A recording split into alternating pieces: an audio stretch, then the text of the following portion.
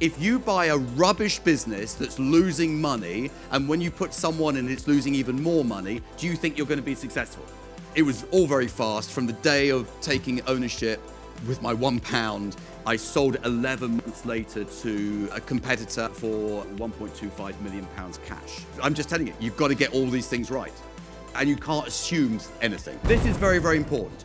If you buy a rubbish business that's losing money, and when you put someone in it's losing even more money, do you think you're going to be successful?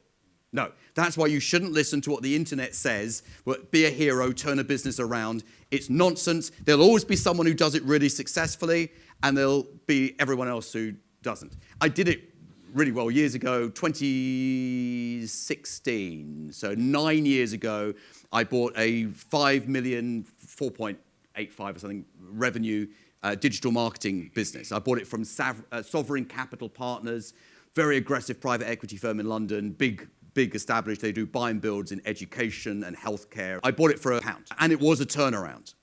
And it was a very fast turnaround because it was losing 300,000 a year. It had a negative balance sheet of £20 million. £20 million. What was that £20 million on the balance sheet? Well, they'd paid £20 million to the owners 5 years earlier. The first thing I did, I had to strip out the management team who were being paid £110,000, £120,000, £130,000 each in salaries and doing a lousy job because the business was losing 300. They said, we're doing a great job. I said, well, if you're doing a great job, the business wouldn't be losing money. Interestingly, the finance director, the day before her exit from the business, decided that she had £20,000 worth of expenses that she'd accrued. Rather hard for me to figure out if that was accurate or not. But of course, she had access to the bank account so she could pay her expenses back the day before. Interesting how people do these things. See, sometimes people suck the blood out of the business and they suck all the good and the cash out of the business. So we stripped it back, made it a smaller business, 3 million of revenue, but all recurring revenue. And it was all very fast. From the day of taking ownership with my £1, I sold 11 months later to a competitor up in the north for £1.25 million cash. Now, that's not the biggest exit in the world, right? Let's just make that very clear. I'm not suggesting it is. But in terms of ROI, and we talked a lot about ROI yesterday, in an 11-month period, that's not too shabby. But let me just counteract that, where I have bought a business where 3 months later it didn't exist. Would you like to know what we did wrong? If you want to find out how to buy a business successfully, get your free business buying toolkit. The link is in the video description below. You know, sometimes people love hearing what goes wrong more than what goes right. Are you that type of person?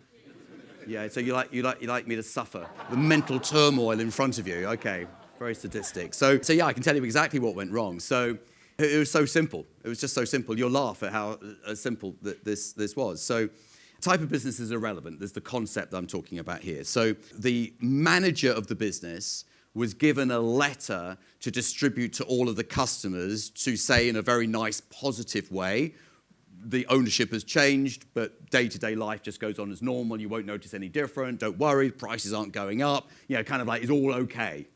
All right? We noticed that customers were starting to leave, which felt a little bit strange. Not completely unusual at the start. There's always a degree of attrition. But it kept on, and customers kept leaving. And like, hang on, there are so many customers leaving, there's no customers soon. And it was like a cascade of customers leaving. And we discovered that the manager had never sent out the letter. Never thought to check, just thought send out the letter and it would happen. Never thought to check. So what happens in the replacement of that is gossip.